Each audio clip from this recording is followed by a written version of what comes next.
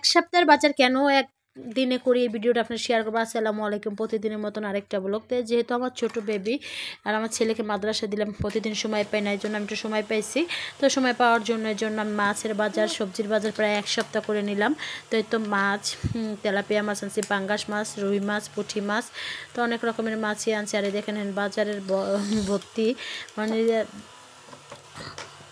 তো দেখেন সুন্দর করে পুঁটি মাছগুলো কত সুন্দর একটা বড় বড় সাইজের পুঁটি মাছগুলো। আর এটা ছিল রুই মাছ। এটা পুঁটি মাছগুলো আমি কেটে কুটে সব মাছ পরিষ্কার করে পুঁটি মাছগুলো আজকে রান্না করব না, আজকে শুধু রুই মাছ রান্না করব। পুঁটি মাছ আগামীকাল ভাজবো, কারণ আমার হাজবেন্ড ভাজা। আর বাচ্চাদের জন্য আবার কিছু ফলও নিয়ে আসছি, বড়ই, আঙ্গুর, আপেল, এগুলো নিয়ে আসছি। তো আসার পরে দেখেন সুন্দর করে আমি আঙ্গুরগুলো কিছু পানিতে ভিজিয়ে রাখি অনেকক্ষণ। সব ফলে আমি অনেক সময় ধরে পানিতে ভিজিয়ে রাখি, ময়লাগুলো পরিষ্কার করি আস্তে আস্তে, কারণ দেখা যায় ফলগুলো এখন পানিতে না ভিজিয়ে রাখলে কোন দেখা যায় অনেক সময় ফরমালিন থাকে। তো ফরমালিনের জন্য আমি সুন্দর করে পানিতে ভিজিয়ে অনেকক্ষণ রাখে পরে বাচ্চাদের খাইতে দেই, আমরাও খাই। তো যাই হোক, এদিকে আঙ্গুরগুলো আমি ভিজাই। এদিকে আবার আসার সময় দেখি টমেটো নিয়ে বসে রয়েছে 5 কেজি করে, আর মাত্র 80 টাকা টমেটো। দেখেন দিন কত চেঞ্জ হয়েছে, মানে 80 টাকায় 5 কেজি টমেটো পাওয়া যায়। মানে শীতের সিজন করে এরকমই হয়, 100 টাকা 5 কেজি পাওয়া যায়। বাট এরকম এখন কম সংগ্রহ করার উপায়, কারণ 80 টাকা 5 কেজি টমেটো পাইলে কম দেখা যায় 10 কেজি রেখে দিলে প্রায় 2-3 মাস খাওয়া যায় ডালের তরকারিতে এরকম দিয়া। আর এদিকে মিষ্টি কুমড়া আনছি, লাউ আনছি, মানে অনেক বাজার নিয়ে আসছি, প্রায় এক সপ্তাহের বেশি খাইতে পারবো। শসা, লেবু, গাজর, আবার শাকগুলো আজকে রান্না করব, বেগুন, পেঁয়াজ, আলু, বোতা শাক, মানে কতগুলো নাম ভুলে যেতেছি। এবার মটরশুঁটি, সিমের বিচি দিয়ে আজকে রুই মাছ রান্না করবো। আমি ওরকম সিমের বিচি আমার খাওয়া হয় নাই, যে সিমের বিচি দিয়া কোনো মাছ দিয়ে এরকম কোনো আইডিয়া নেই। তো যাই হোক, আমি এদিকে শাক বাইছি, যেহেতু মাছের বাজার ছিল বুঝে নিত তাড়াহুড়া কোন কাজ দিয়ে কোন কাজ করব, মানে এরকম আমার একটা অন্যরকম হয়ে যায়।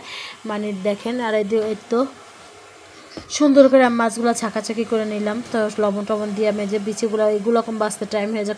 আজকে আমার সব কাজ এলোমেলো হয়ে গেছে, কারণ বুট্টা শাক বাঁচছি, আবার সিমের বিচি, আবার বাজারে নিয়ে গুছাই টুছাই মাছগুলো সব কিছু একত্র করে রেখে পরে আসছি রান্নাও করতে দেরি হয়ে গেছে। কারণ তো আমার দুপুরে ওরকম একটা টেনশন নেই, কারণ আমার হাজব্যান্ড ওরকম টাইম টু টাইমে আসে না, 2টা বাজে 3টা বাজে।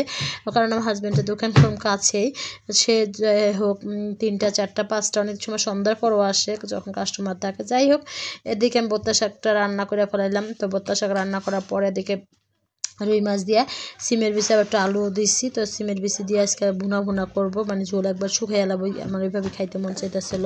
তো এই দেখেন আমি সুন্দর করে লাড়াচাড়া দিয়ে সুন্দর করে করতেছিলাম। মাছগুলো এখন দিয়ে দেবো। তো মাছগুলো এখন আমি ভাজা নিছি। মাছগুলো ভাজার পর সুন্দর করে একটু পানি দিলাম, কষাইয়ে পানি দেওয়ার পর মাছগুলো এখন দিয়ে দিতেছিলাম।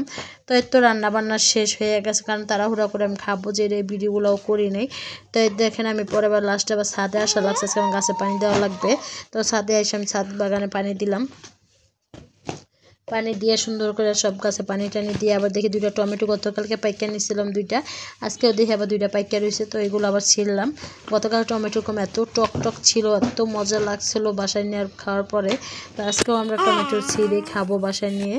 তো যাই হোক, এই দেখেন এখন কি করলাম, সন্ধ্যার সময় একটু চা, সল্টেজ বিস্কিট দিয়ে খাবো, রং চা। ভিডিওটা কেমন লাগছে সবাই একটু কমেন্টে জানাবে। সবাই ভালো থাকুন, সুস্থ, আল্লাহ।